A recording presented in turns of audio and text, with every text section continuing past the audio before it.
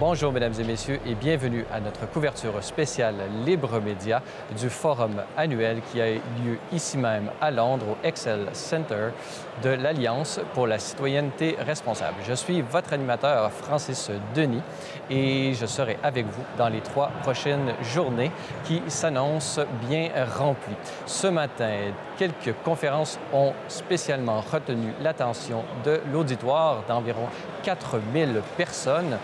En effet, c'est particulièrement démarqué Kemi Badenoch, la leader du Parti conservateur de Grande-Bretagne, qui a offert un discours qui a retenu particulièrement l'attention.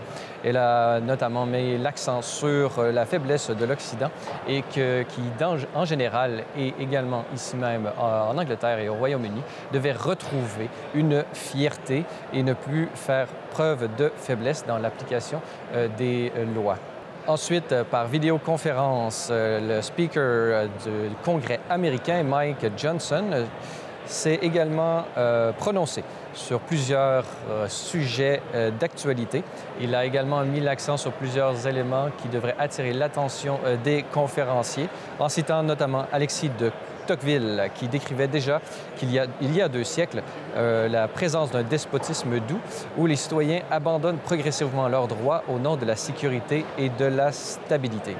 Ce matin également avait lieu la conférence et le discours de Jordan B. Peterson, qui est la figure centrale de ce mouvement de l'Alliance pour la responsabilité citoyenne. Et dans son discours, il a mis l'accent sur la nécessité de redécouvrir la notion de sacrifice, notion qui est, selon le psychologue canadien, le seul méta-récit unificateur capable d'assurer le développement durable de nos sociétés. J'ai eu également l'occasion de rencontrer plusieurs personnalités. Voici l'entretien que j'ai pu réaliser un peu plus tôt aujourd'hui avec Jonathan Pajot.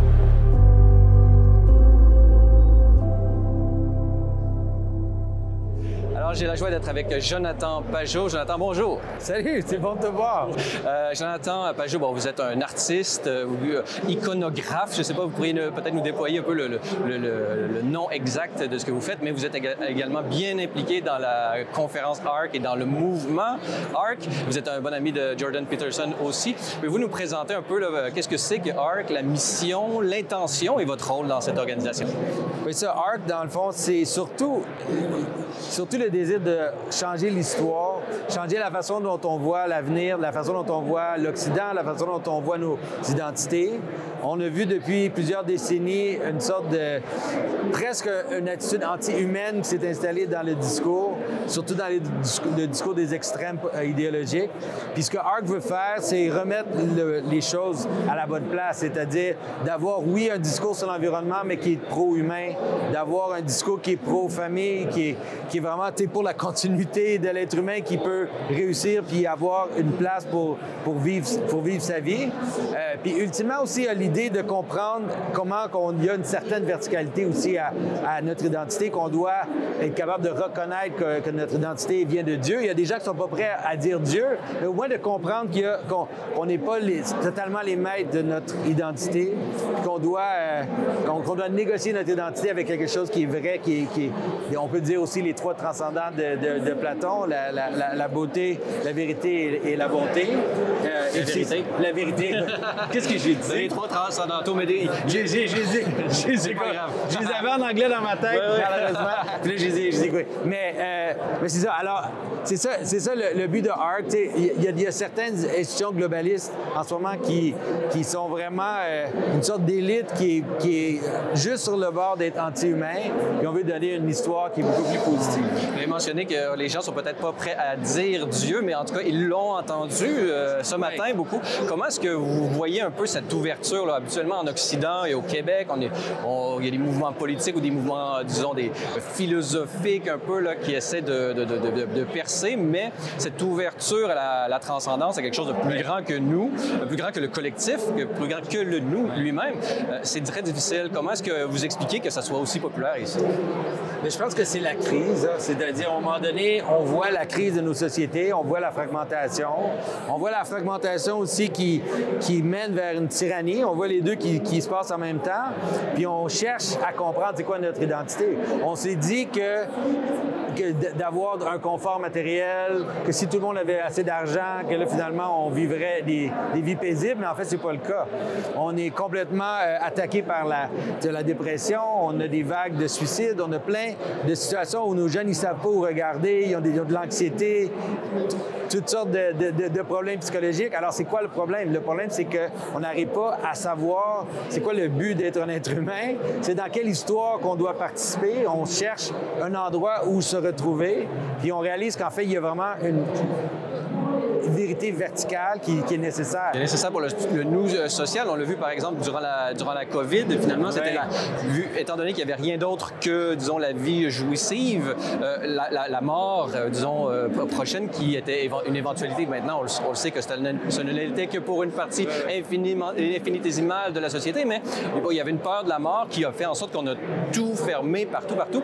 Est-ce que, justement, il n'y a pas ça n'a pas été un réveil un peu pour ça, beaucoup de gens? C'est clair que la COVID, ça a été une des crises qui a fait voir aux gens où on en était, autant au niveau de la fragmentation qu'au niveau d'un État vraiment tyrannique qui était dans les coins. Là. Qui était prêt à agir. Au premier souci. Alors, c'est pour ça que c'est une des raisons pour ARC, c'est-à-dire est-ce qu'on peut trouver une façon, premièrement, pour redéclarer la primauté de la personne, la valeur de la personne, et après ça, la valeur des relations sociales qu'on a, les familles, les communautés, les églises et tout, jusqu'à l'État, oui, mais pas seulement l'État et l'individu, parce que c'est ça le problème qu'on a vécu pendant la COVID, c'est que les individus deviennent comme des pions qu'on bouge de façon comme si c'était une machine, et puis l'État qui veut tout contrôler. Alors, comment trouver une nouvelle hiérarchie? Vraiment, c'est la subsidiarité, là, c'est vraiment, dans le fond, c'est la théologie sociale de l'Église catholique, là, on le dit pas clairement, mais c'est-à-dire, c'est la façon de penser que l'Église catholique a développée quand l'époque moderne se présentait à elle. C'est de dire, non, il faut ancrer nos relations dans le plus proche de nous, dans les familles, dans les choses proches. Puis les États, oui, mais toujours en comprenant qu'on doit pas laisser le pouvoir toujours s'accumuler vers le pouvoir d'État. On dit au Québec, il ne faut pas nécessairement tuer une mouche avec un bazooka. C'est-à-dire qu'il faut toujours avoir le plus proche du problème. C'est toujours l'autorité la plus à même à résoudre ce problème-là parce qu'il la connaît de fond en comble, pourrions-nous dire. Vous êtes, Jonathan Pajot, membre de cette organisation. Vous avez participé à son organisation. Parlez-nous un peu là, de comment avez-vous sélectionné les différents speakers, les différents conférenciers aujourd'hui. C'est quoi vos critères? Oui, c'est ça. C'est pas moi personnellement qui suis les critères. Sur le conseil sur le conseil. C'est vraiment, Jordan Peterson, il l'a bien élaboré ce matin. C'est-à-dire qu'il y a quelque chose quand même dans le libéralisme moderne qui n'est pas totalement à perdre. C'est-à-dire la valeur de l'individu, la liberté d'expression, la liberté de penser. Ces choses-là sont importantes pour qu'une société puisse fleurir, mais on comprend qu'il y a aussi quelque chose qui n'est pas suffisant dans ça. Alors, on a aussi des mouvements plus conservateurs, des mouvements plus post-libéraux, puis mais ces mouvements-là ont aussi leurs dangers, des dangers identitaires extrêmes. Alors, comment trouver une façon de discuter, une façon de trouver un équilibre où on peut à la fois célébrer la valeur de chaque personne, mais aussi célébrer notre capacité de participer ensemble dans des identités communes. Et selon vous, là, quelles sont vos pistes de solutions? Parce que vous allez vous-même donner une conférence. Là, quelles sont vos... Jonathan Pajot? Oui, bien moi, c'est sûr. Ma partie, c'est vraiment d'aider les gens à penser un peu plus à l'identité. Parce que c'est certain que tout le monde a peur de parler d'identité, parce que l'identité, c'est très explosif. Puis on le voit même nous au Québec, on ne sait plus comment faire. On a encore des gens qui veulent l'indépendance, le nationalisme, on ne sait pas comment le dire, on se fait traiter de fasciste. Puis en même temps, là, on veut déclarer qu'on est plutôt à gauche et tout. On ne sait pas comment parler de nos identités, comment elles cohabitent avec l'individu puis avec les différentes couches de la société. Mais c'est vraiment ça qui m'intéresse, c'est d'essayer d'aider les gens à repenser penser puis à pouvoir réinvestir nos identités de façon équilibrée pour pas que toutes les identités soient constamment en conflit les unes avec les autres. En tout cas, c'est une conférence qu'on va suivre. Jonathan Pajot, vous êtes membre du comité de l'organisation et même de ARC à longueur d'année, on pourrait dire. Là. Et vous avez également une chaîne YouTube qu'on peut suivre de Symbolic World, disponible sur YouTube, et une autre en français. Une en français qui s'appelle Le Monde Symbolique, qui a beaucoup moins de vues parce que c'est intéressant. L'Internet, c'est pas mal en anglais. Mais c'est intéressant parce que c'est vrai que le Québec, comment je pourrais dire, le Québec, on est encore en crise. On est en crise d'identité constamment depuis un siècle possiblement. Là. Puis le fait qu'on a rejeté la source, qui était honnêtement la vraie source de notre identité, en fait, qui était une relation verticale, on a voulu s'accaparer un nationalisme qui était purement social, purement basé sur la langue, mais là, on voit que ça s'effrite. On voit que c'est impossible. Puis qu'en fait, on doit retrouver une façon de se réattacher à cette verticalité-là. Je sais pas de quoi ça va avoir de l'air pour le Québec, mais sans ça, on va juste disparaître. Il n'y a pas vraiment d'autre vraiment avenir à part celui-là que si on arrive à vraiment plus intégrer nos identités de façon cohérente. Très bien. Jonathan Pajot, en attendant d'avoir une ARC conference ou une conférence pour la responsabilité de la citoyenneté responsable au Québec, on va devoir venir ici à Londres quand même. Qui est une part de notre identité aussi québécoise. Oui, c'est ça. Alors, merci beaucoup d'avoir été avec nous. Merci à toi. Merci.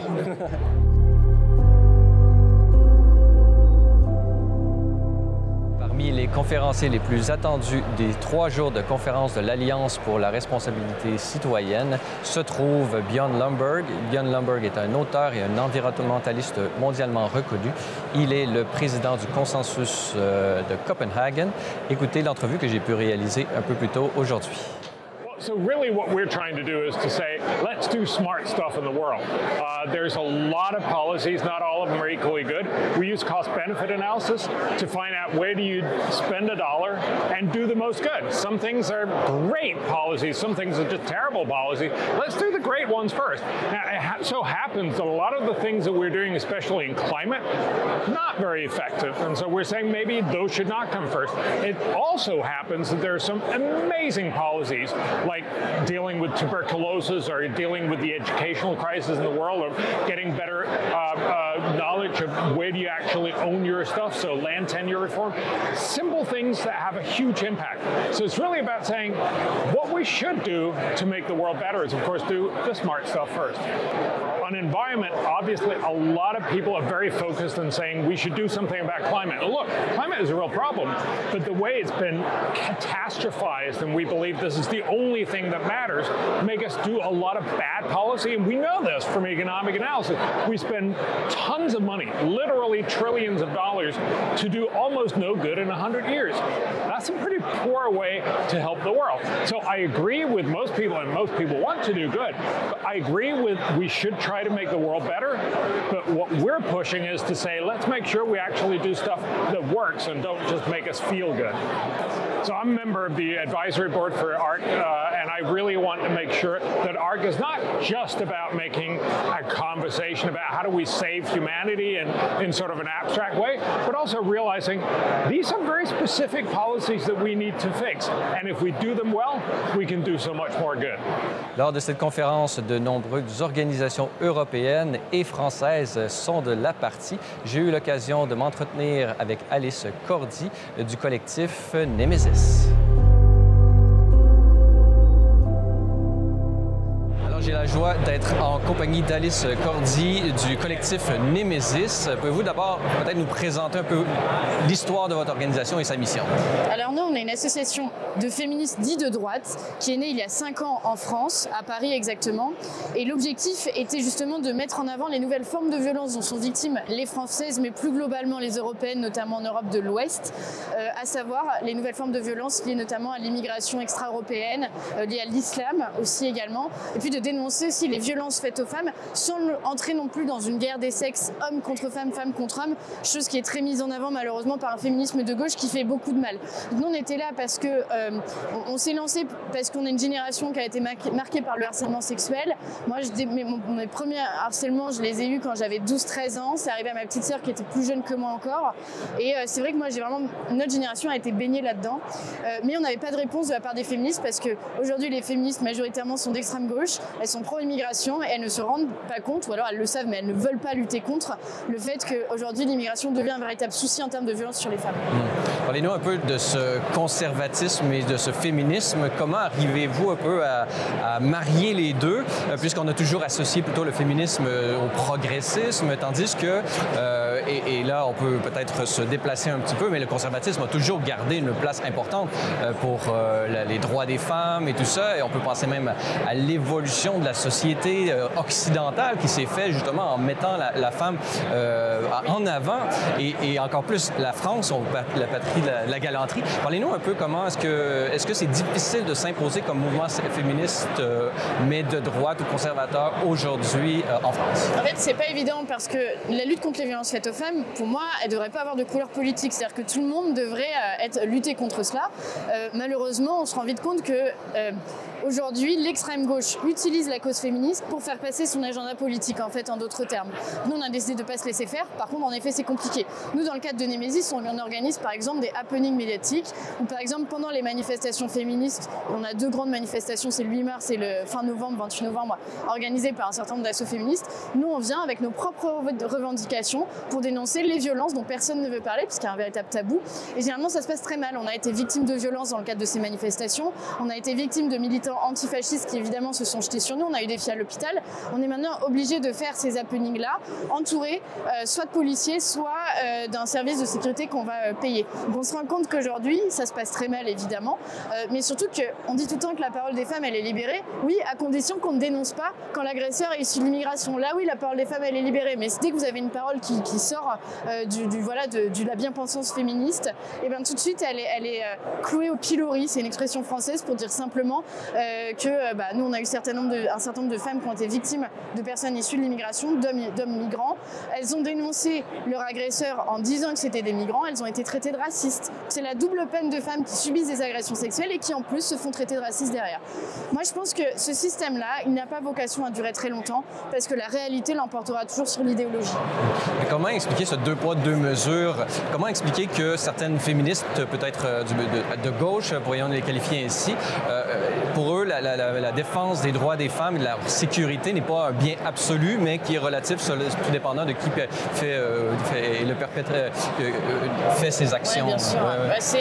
C'est tout le paradoxe de l'intersectionnalité, c'est-à-dire que c'est des minorités qui en fait vont se mettre ensemble pour lutter contre l'oppresseur, qui est souvent le mâle blanc, cis dominateur de plus de 50 ans, etc.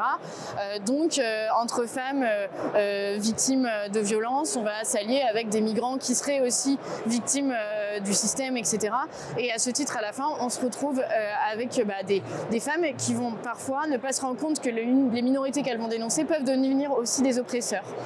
C'est le paradoxe, c'est le paradoxe de la gauche, c'est je pense le grand défi de la gauche à venir, mais je pense aussi que ça permet de montrer les masques sont en train de tomber. On est en train de se rendre compte que voilà, certaines femmes qui se disent féministes sont peut-être plus d'extrême gauche que vraiment là pour les femmes.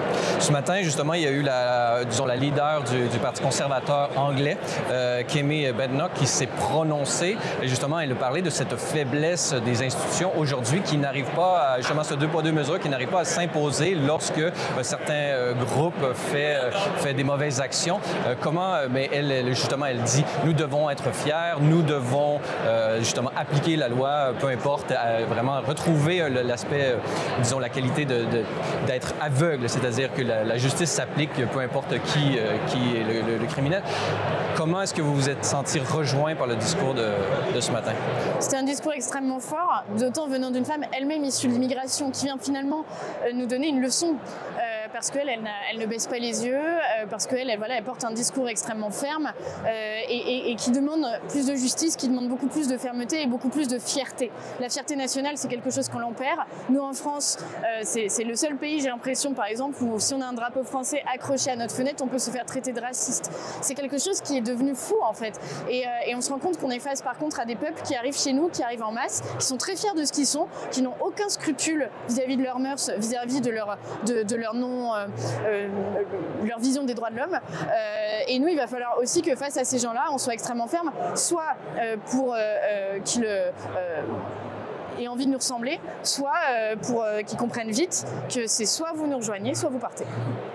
En terminant, nous sommes ici à la conférence ARC. Comment en avez-vous entendu parler? Comment ce mouvement et cette conférence rejoint les orientations de votre organisation? Moi, j'en ai entendu parler évidemment parce qu'un certain nombre de politiques qui sont là, je les connais. Je pense à Jordan Peterson, évidemment, à sa femme que je suis. Mais le fait est que j'ai aussi été introduite là-dedans par l'Institut de formation politique, qui est un institut formidable en France et qui permet vraiment de structurer les jeunes personnes engagées au service du bien commun. Ça, c'est la première chose. Et la deuxième partie de la question, j'ai oublié. Mais comment est-ce que vous vous sentez rejoint comme organisation par cette conférence un peu et le mouvement? Là, parce qu'on sent qu'il y a un mouvement, on parle d'une vague. Il y a l'élection de Trump et tout ça. Les mouvements conservateurs en Occident semblent redécouvrir un peu leur fierté là, et commencent à s'assumer et même avoir des conséquences politiques. Les États-Unis étant les premiers un peu d'une vague, si on fait l'exclusion de la Hongrie et tout ça.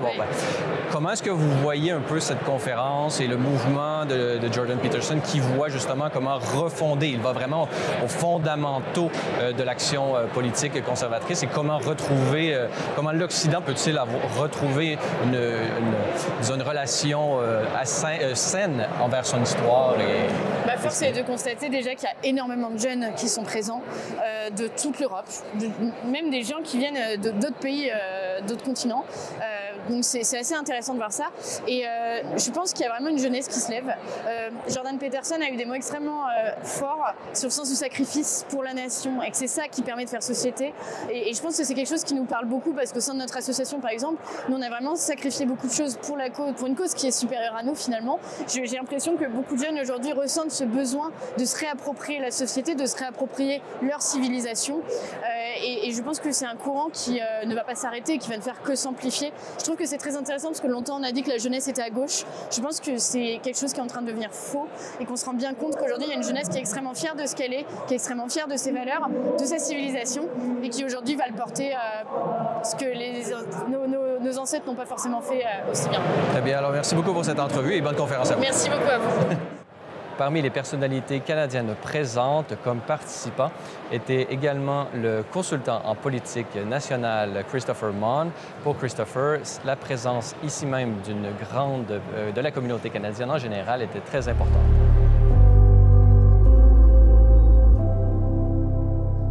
So I have the pleasure to be here with Christopher Mon. Christopher, thanks for being with us. Thank you very much. Thank you very much. Christopher Mon, you're Canadian. You are a political consultant for many years. You've been working for prominent figures such as Jason Kenney. You'll be able to tell us a little bit about your background. But first, can you tell us, as a Canadian, why was it important to be here at ARC in London in 2025? Well, ARC is a relatively new event taking place every year. It's intended to build up, I think, our common civilization, build up our sense of responsible citizenship and the civilization that we are all stewarding in our respective countries. And Canada is a leading country in the history of good government, the important principles of civilization like freedom and rule of law and peace, order, and good governance, as we say in Canada. And it's important for Canadians to be involved on the international scene and to get out there to learn from other countries, but also to demonstrate Canadian leadership on the international scene as well. And certainly for me as an individual, it was important to come here to restore some long-standing friendships and connections and meet new people who are doing important work in their respective countries.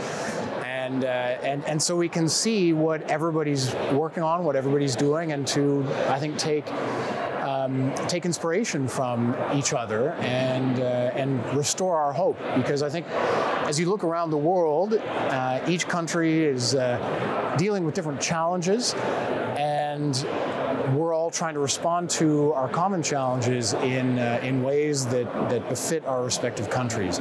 And so learning from each other, seeing the progress that we're all making in our respective countries is a good way of improving our hope, shall we say. The Alliance for Responsible Citizenship, as you said, that's the title of the organization entirely, and the ARC conference here is to discuss how to be responsible citizens. So, as we've seen in the past years, actually in Canada, like with Justin Trudeau, with a big government, there was a sense that the citizenship reality was kind of diluted at its maximum with a state that was taking all the responsibility. How, as citizens today, is the state like is an impediment for the citizens to take responsibility today? How do we see? How do you see future governance, for instance, in Canada? Well, I think it's important to make a distinction between government and leadership. Certainly, governments can get in the way of their citizens exercising their freedom, exercising their responsible citizenship. And the way our political leaders lead or don't lead can also inhibit our responsible citizenship or our freedom. Certainly in Canada, we've gone through a period over the last 10 years of terrible governance, and that has both made Canadian government something that is more of an obstacle to Canadian flourishing, Canadian prosperity, to the responsible citizenship of Canadians.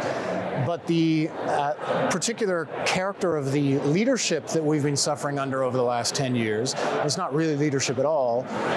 It has really driven down our national sense of purpose, our national identity, our sense of hope, our sense of identity as Canadians. I mean, even according to our Prime Minister, thank God, our outgoing Prime Minister, we are a country with no national identity. We are a post-modern country, a post-national country.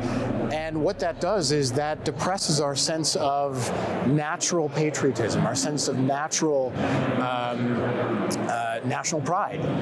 And so that's been a really bad thing for us, and I'm very hopeful that our next government will do a much better job of this.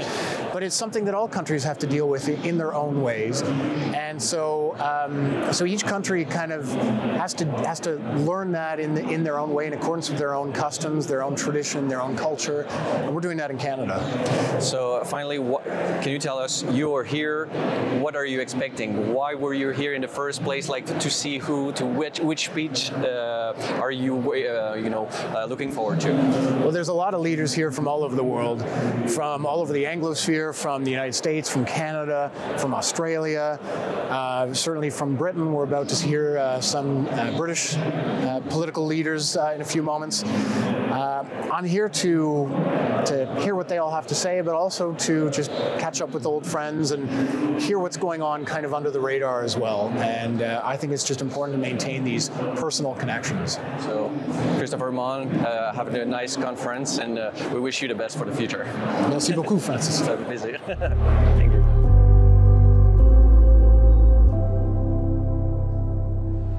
Voilà, c'est tout pour cette première journée de couverture Libre Média en provenance de Londres, où se déroule le forum de l'Alliance pour la responsabilité citoyenne. N'hésitez pas à consulter notre site web au libre-media.com. Je suis Francis Denis et je vous dis à demain pour le jour 2 de notre couverture exclusive.